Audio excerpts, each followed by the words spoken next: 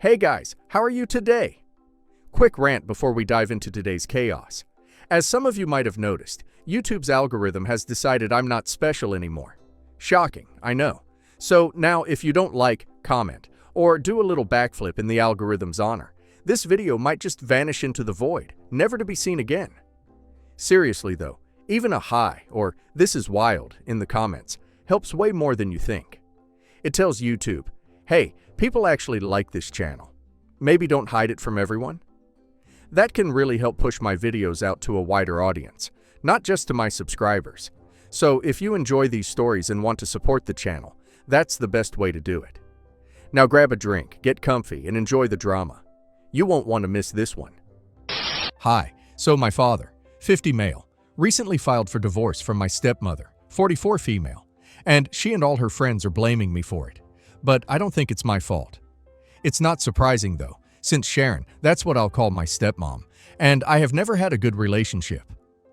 I wouldn't say that it's been bad, but honestly, we just never really connected or got along well. I would say that she is really not the kind of person whom I would for my dad, because she seems kind of shallow and pretentious. She got married to my father when I was 16, and they had been together for about 3 years before they got married. When they were dating, she was nice to me, but I could tell that it was all for show because she obviously had to get along with the daughter of the man that she was seeing. I could see right through her, but my dad seemed to be happy with her, so I never said anything about it. Besides, it's not like she had screwed up colossally or something, so I had no reason to ruin his happiness just because I didn't like her whole vibe. That would be really petty, but now I kind of wish that had said something anyway. A year before their marriage, Sharon started living with us. And she was kind of annoying to be around because she was always just trying to be overbearing and controlling. She was changing everything around the house and trying to make it look better, but honestly all that she was doing was changing things that my mother had picked out for the house. And she knew it because my mother had great taste and my dad would occasionally brag about it to guests. For context, my mother passed away in a car crash when I was 7 years old, and everybody missed her because she was a wonderful human being. Whenever guests would come over, people would occasionally bring her up and reminisce about the times we had with her. And my dad and I also looked back on those memories very fondly. It was not something that happened all the time, but whenever it did happen, my dad and I would always tear up because our time with her had been cut short and it still hurt. Sharon was probably jealous of that and couldn't stand it, so that's why she started changing everything. And slowly but surely, she started erasing any and every trace of my mother from the house. It started with something really small, like the decorations and the wallpaper that my mother had picked out. But then she moved on to bigger things. She made my dad put all her clothes in the attic to make space for her wardrobe, which I can still understand. But then she said that she was not comfortable with having my mother's photos around the house and had all her photographs removed, even the family photos that we had together. I thought it was a bit extreme and put up a good fight against it. But my dad said that this was our new family now, and my mother would have wanted to make everyone feel as happy and comfortable as they can be. So I conceded and didn't bring it up again. But I knew that Sharon was trying to replace my mom. I could understand that she was kind of threatened because of my mother, and you can't exactly compete with a dead person. But I could never understand why she had to be so insecure. I mean, my mother was gone, and she had my dad all to herself, just the way she wanted it.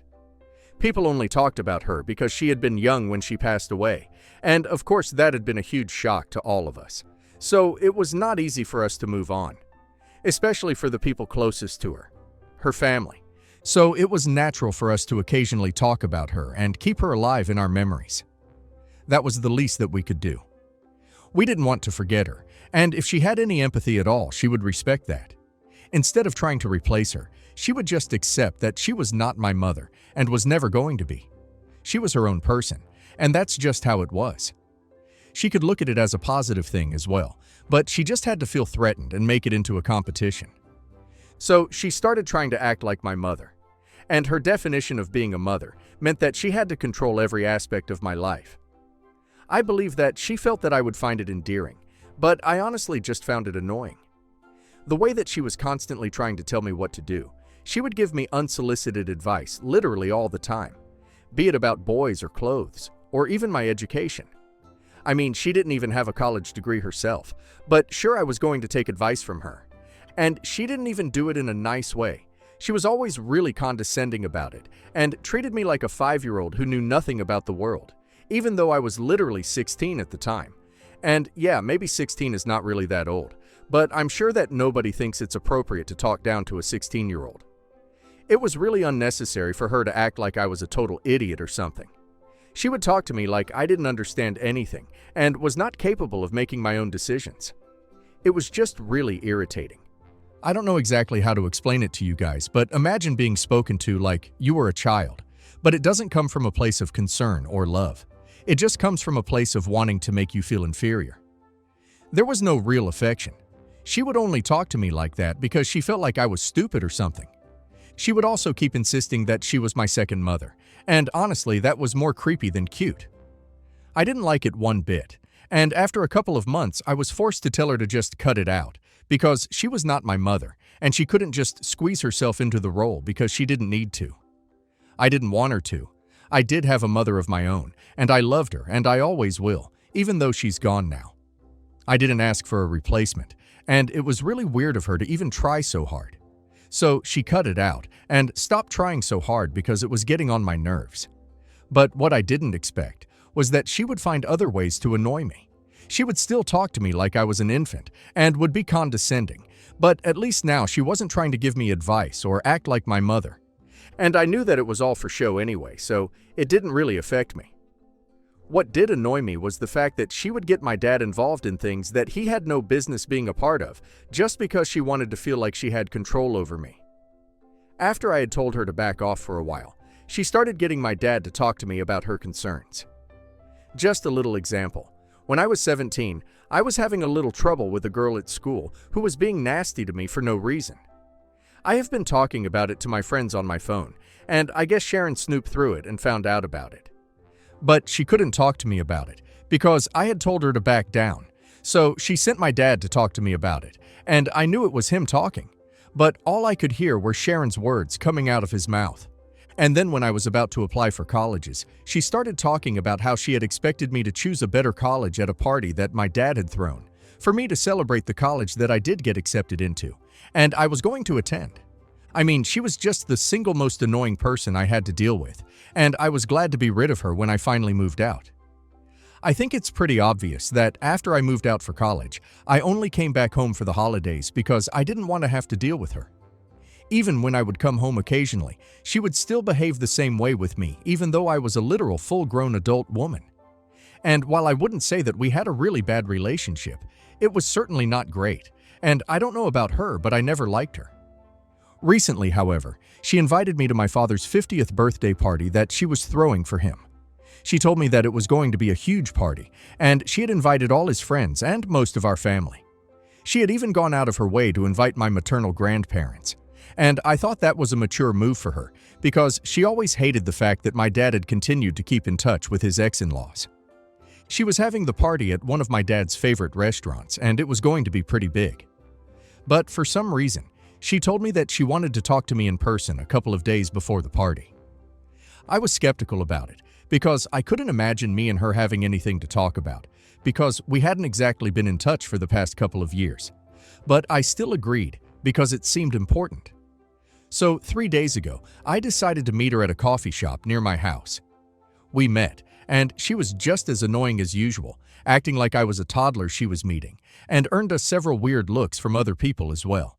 So you guys can probably tell by now that her behavior is not something that I made up in my head, because I wanted a reason to hate her.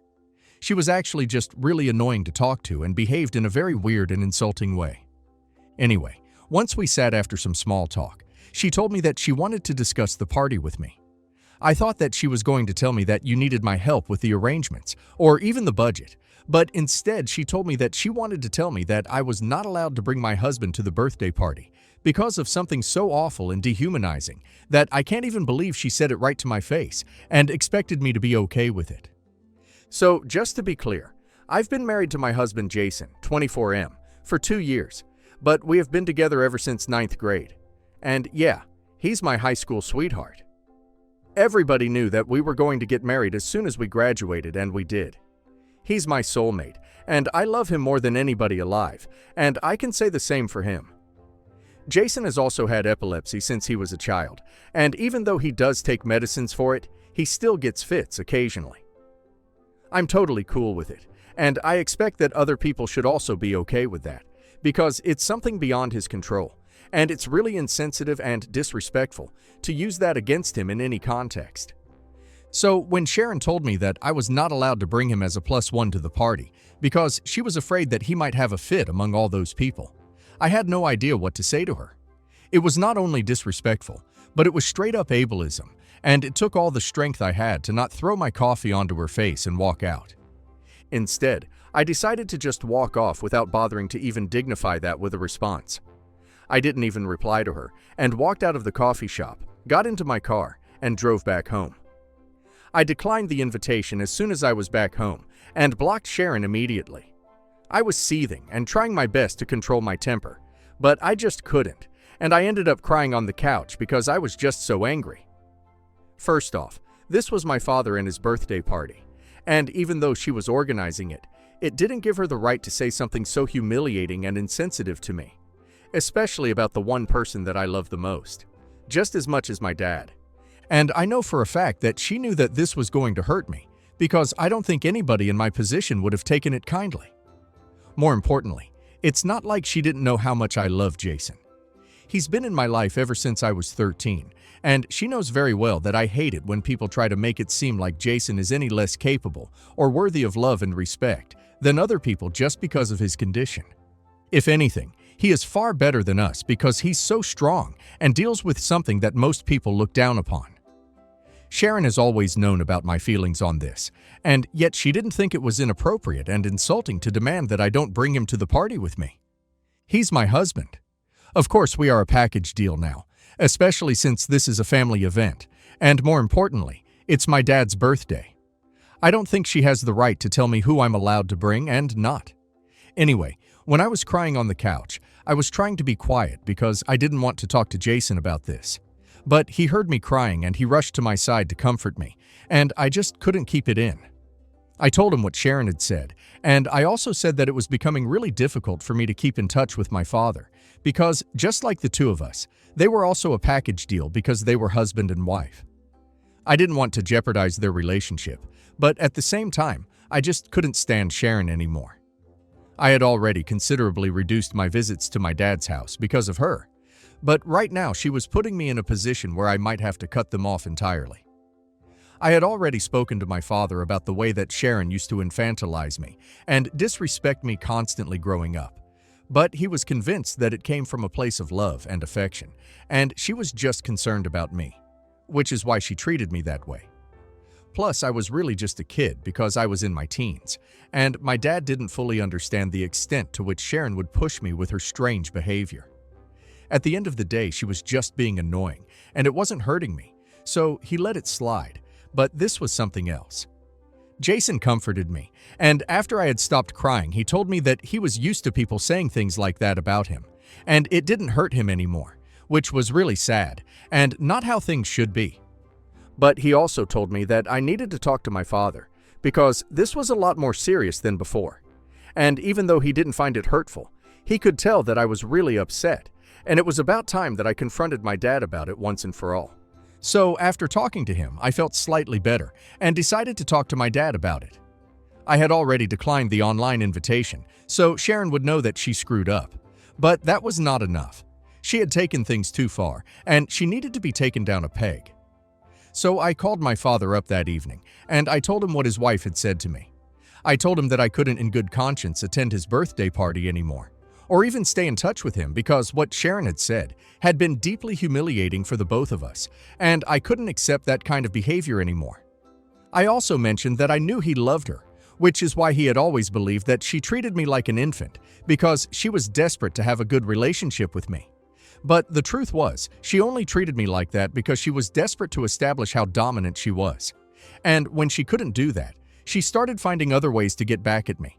And this was just one of them. There was a lot of pent-up frustration that I had to let go of, and I chose that moment to do it. My dad heard me out patiently, and after I was done venting, he told me that he would see what he could do about this. He apologized to me and said that he was really sorry about what Sharon had said about Jason. That was really unforgivable, and he could totally understand where I was coming from. He told me that he also loved Jason like his own son, and he wouldn't even want to party without him. He told me that he would talk to Sharon and make sure that she apologized to me as soon as possible.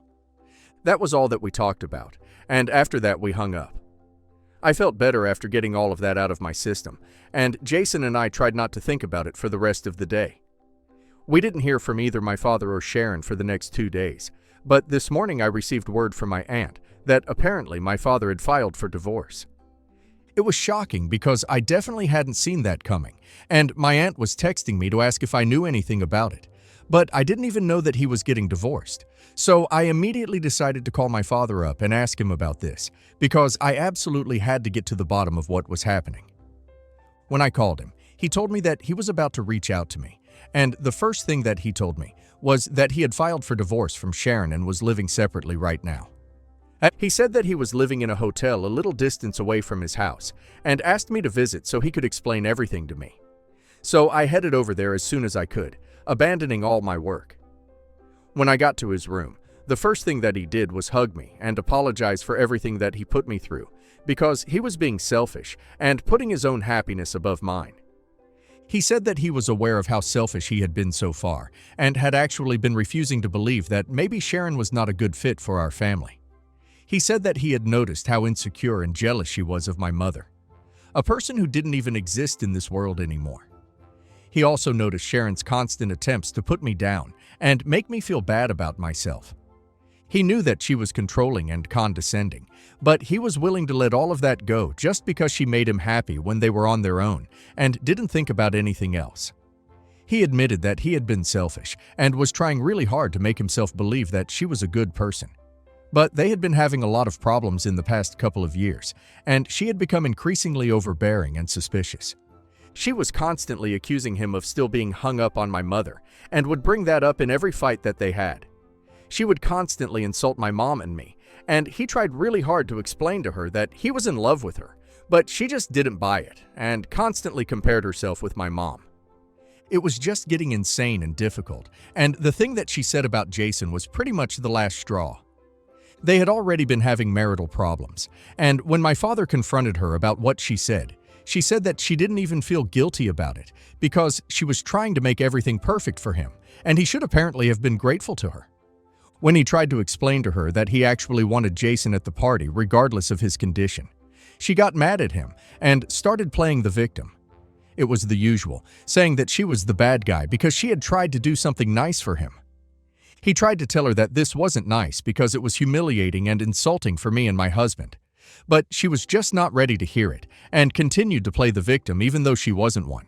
So my dad finally lost it and told her that she could continue to act like she was the one who was suffering here. But he was out because he couldn't do this anymore. He left the house in a huff and moved to the hotel that evening itself.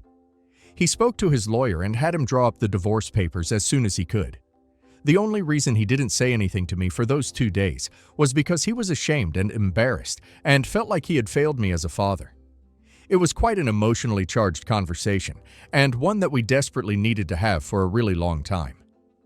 Once all of it was out in the open, we decided that we were going to give each other a chance to fix this relationship, because in spite of everything, I love my father, and I didn't want to lose him. He told me that he had announced that he had filed for divorce in the family group, one of which I was not a part of, because they send a lot of messages there, and I really have better energy in person. So I was the last to know since he had to call me up and tell me after he sent the message. He had also sent the same message to Sharon and was waiting for her to respond to it.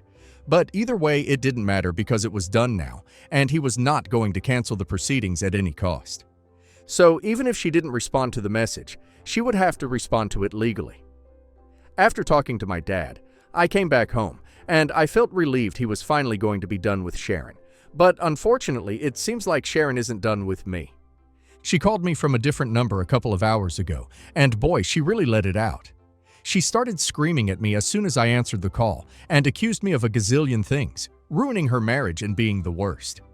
She claimed that, apparently, I had always had it in for her because I worshipped my mother and couldn't stand the fact that somebody else was taking her place.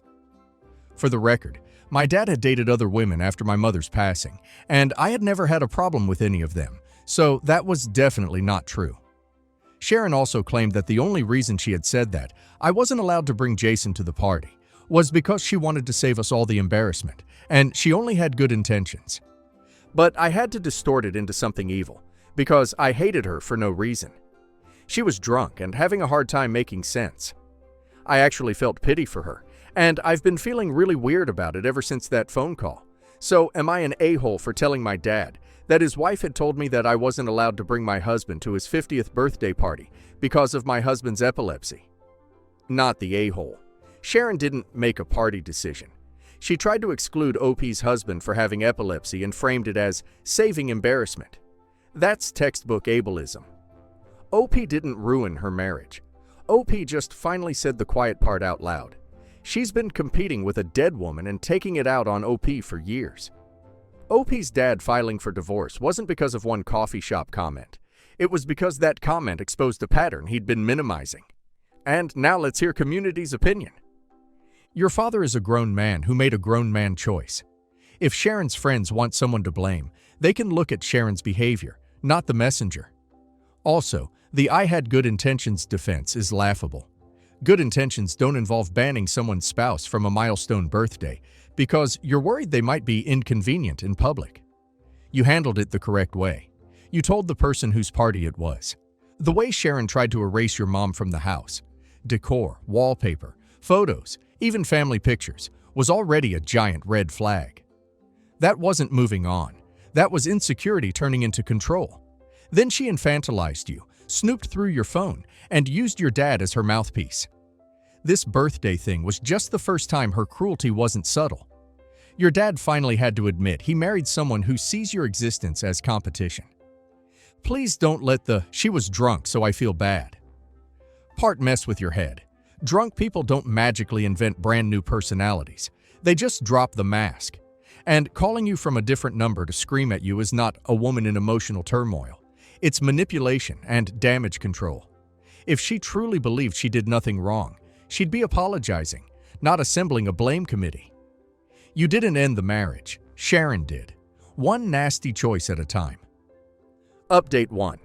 Hey, so it's been a couple of days since my post, and I don't even know why I was questioning myself or beating myself about what happened. Sharon brought this onto herself, and there's no way that she can pretend otherwise. I guess I was just feeling bad for her, because she was drunk and seemed like she was really in a lot of emotional turmoil. But honestly, this is not my fault. I mean, she told me that I couldn't bring my epileptic husband to a party, because she was embarrassed by what could have happened if he had a fit there. What did she even think was going to happen? I was just going to agree and be like, yeah, my husband shouldn't come with me to my dad's birthday party because of his condition. You're right, Sharon. I mean, it's ridiculous to even think about right now. I guess I'm just a really sensitive person, which is why I felt bad for her. But now I know that there is no reason for me to feel sorry about anything that happened, especially given the fact that none of this is my fault. Both my dad and Jason think that I did the right thing by telling my father, because what she said to me was really insulting. And she's been acting like this since I was 13. She's had plenty of chances to fix her behavior and watch herself. But if she thinks that the way that she behaves is normal, then that's on her.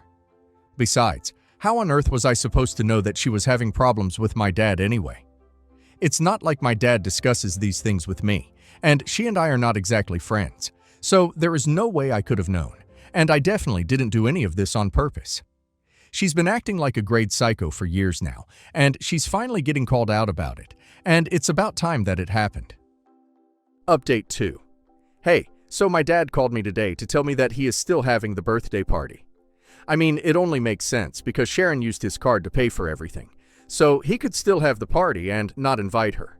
So the party is still happening, and Jason and I are going to be attending it since it's in 3 days. We have already started discussing therapy for the two of us, as we really want to fix our relationship, and this is not something that we think we can fix on our own, so we need the help of a professional.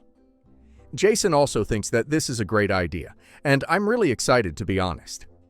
My dad and I were close before, and it feels like an old friend is coming home. That's pretty much the best way I can describe it.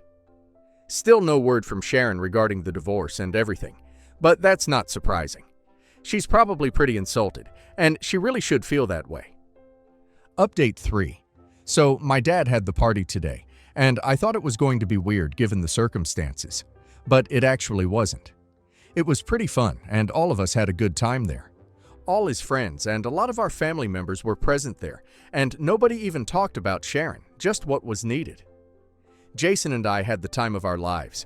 We got drunk and danced till our feet hurt.